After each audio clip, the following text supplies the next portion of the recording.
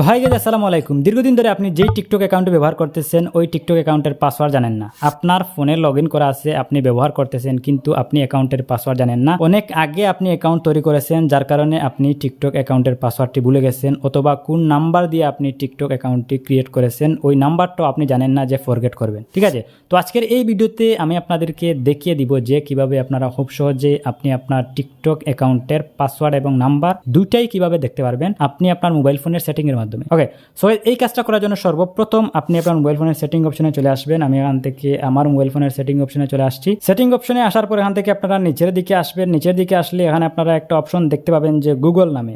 এই অপশনটা প্রত্যেকটা অ্যান্ড্রয়েড ফোনে কিন্তু ডিফল্ট ভাবে থাকে। আপনারা জাস্ট এখান থেকে এই গুগল এই অপশনে একটা ক্লিক করবেন। ক্লিক করার পর এখান থেকে অল সার্ভিসেস এই অপশনে ক্লিক করবেন। ক্লিক করার পর এখান থেকে নিচের দিকে আসবেন। নিচের দিকে আসলে এখানে আপনি দেখতে পাবেন যে অটো ফিল উইথ গুগল। ঠিক আছে, অটো ফিল উইথ গুগল এই অপশনে একটা ক্লিক করবেন। আমি এখান থেকে এই অপশনে একটা ক্লিক করে দিলাম। ক্লিক করে দেওয়ার পর এখন দেখতে পাবেন যে আপনাদের সামনে ঠিক এরকম একটা ইন্টারফেস চলে আসবে। এখান থেকে আপনারা গুগল পাসওয়ার্ড ম্যানেজার এই অপশনে একটা ক্লিক করবেন। ক্লিক করার পর এখন দেখতে পাবেন যে আপনার টিকটক অ্যাকাউন্টটি এখানে শো করতেছে। তো এখান থেকে আপনি চাইলে আপনার ফেসবুক অ্যাকাউন্টের পাসওয়ার্ড দেখতে পারেন, ইনস্টাগ্রাম অ্যাকাউন্টের পাসওয়ার্ড দেখতে পারেন, টুইটার অ্যাকাউন্টের পাসওয়ার্ড দেখতে পারেন। ঠিক আছে, বিভিন্ন সোশ্যাল মিডিয়ার প্ল্যাটফর্মের পাসওয়ার্ড কিন্তু আপনারা এখানে দেখতে পারেন। সো আমরা যখনই কোনো প্ল্যাটফর্মের অ্যাকাউন্ট তৈরি করি ওইটা কিন্তু ডিফল্ট ভাবে এই সেটে কিন্তু সেভ হয়ে যায়। এটা গুগলের মাধ্যমে কিন্তু সেভ হয়ে যায়। এখান থেকে আপনি যদি টিকটক অ্যাকাউন্টের পাসওয়ার্ডটি দেখতে চান আপনি এখানে টিকটকের উপর ক্লিক করবেন। ক্লিক করার পর এখন আপনার ফোনের ফিঙ্গার লক চাইবে। আপনি যদি ফিঙ্গার লক সেট করে থাকেন তাহলে আপনি ফিঙ্গার লক দিবেন। আপনি যদি প্যাটার্ন লক সেট করে থাকেন তাহলে এখানে আপনি প্যাটার্ন দিবেন। আমি এখান থেকে আমার পিন দিয়ে দিচ্ছি, দিয়ে আমি এখান থেকে কনফার্ম বাটনে ক্লিক করে দিচ্ছি। এটা নিরাপত্তার স্বার্থে ব্লক হয়ে থাকবে। ঠিক আছে,